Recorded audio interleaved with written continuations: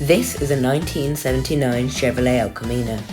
For some in the UK, you may be unfamiliar with the car. It's a cross between a sporty coupe and a pickup, two American favourites.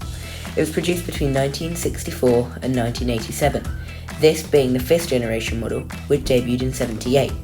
Originally, it came with multiple V8 engines, ranging from a 4.4 with 90 brake horsepower to a 5.7 with 170 brake horsepower.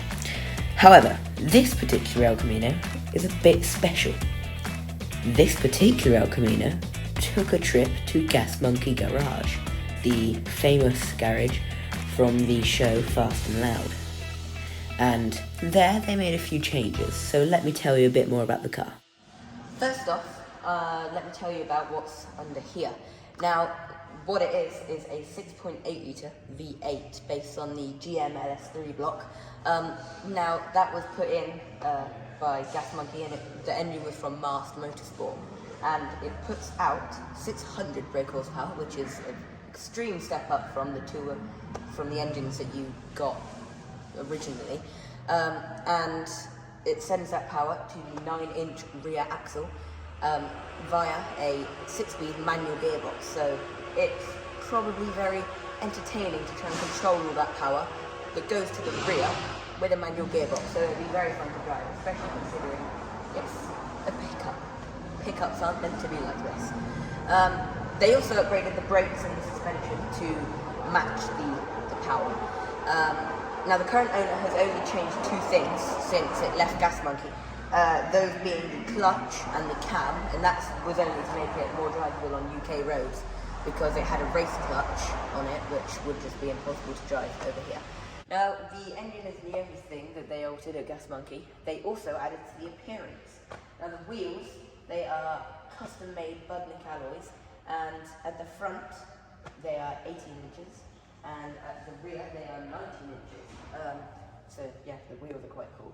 Not only that, but they also narrowed the bumpers. So as you can see here, it doesn't stick out as much. It is one small change, but it adds so much to the car. So, okay. Then Mike at Gas Monkey, he is very good with his paint and rustiness, not non-rustiness. He fully resprayed the car to make it look like it does. So yeah, they changed it a lot, and it just looks amazing. I really think that this is one of the coolest cars there is, because like I mentioned, the coupe shape kind of starts here. It doesn't finish here though, because it still swoops, but you get the pickup, what's it called? Bed. Practicality.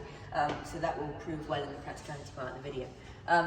So yeah, it looks pretty cool, and what they've done to it is very, very, very good things. It goes amazing, it looks amazing, thanks to Gas Monkey, and pretty cool that I'm reviewing a Gas Monkey car. So yeah, let's move on. Right, let's hear the Gas Monkey El Camino.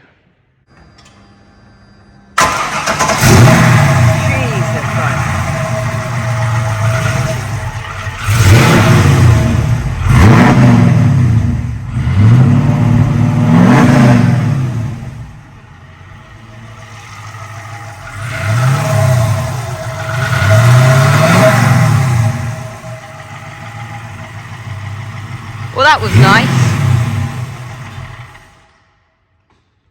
Okay, let's do the cubby holder count. Now, I don't think it's going to do too well, because this is a Chevrolet El Camino. But we got one little bit in here. 2, 3, 4 big ones over there. 5. I think we can count the bits behind the seats as cubby holders, because, yeah. 6, 7. Okay, it's actually doing better than I thought. 7. I'm currently doing a cubby holder count on a Gas Monkey car. 7. 7, 7, 7.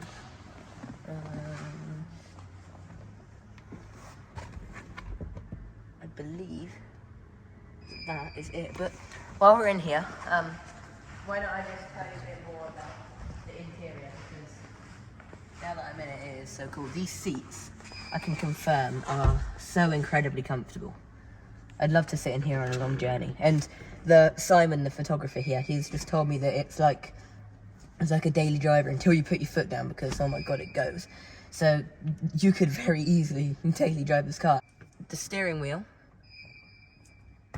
yeah, it moves. The pedals are very small. Yeah, very small. We've got high def cold. I don't know what it's got aircon. Aircon, that's cool. On a 1989 car. I think it's 1989.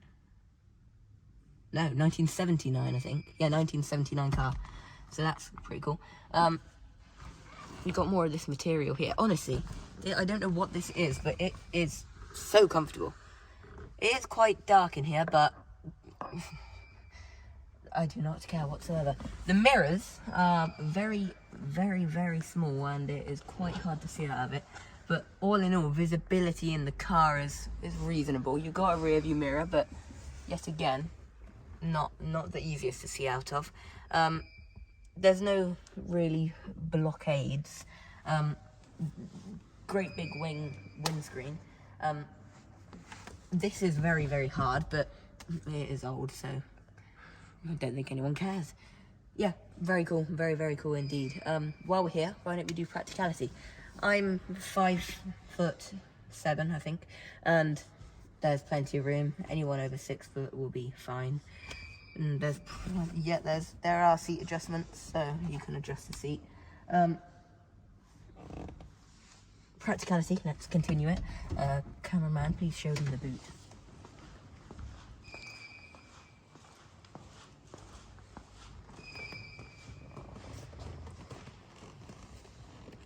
In the boot. Well, it's not a boot. What do you call this? I think it's called a load bed.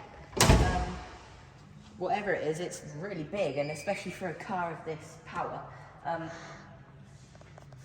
This is where you open it. You just clunk and it goes down. You can fit loads in here. I don't think though that there's a cover for it, so you'd have to use your strings and whatever. Sorry if sound quality has gone weird because the wind deflector's come off, but that's fine. Anyway, so yeah, it'd be maybe a bit of a hassle to, we've got the wind deflector here. It'd probably be a bit of a hassle to actually put things in here, but you could fit a lot. So if you needed to do a big dump run or something, you could do it easily.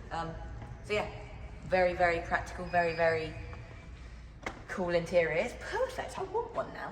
And the smell in here after it's been turned on is amazing. And that sound, very, very cool car.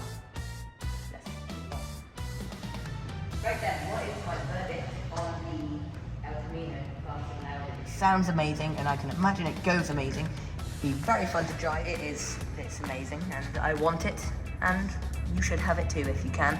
So I'm going to rate it 9.9999999.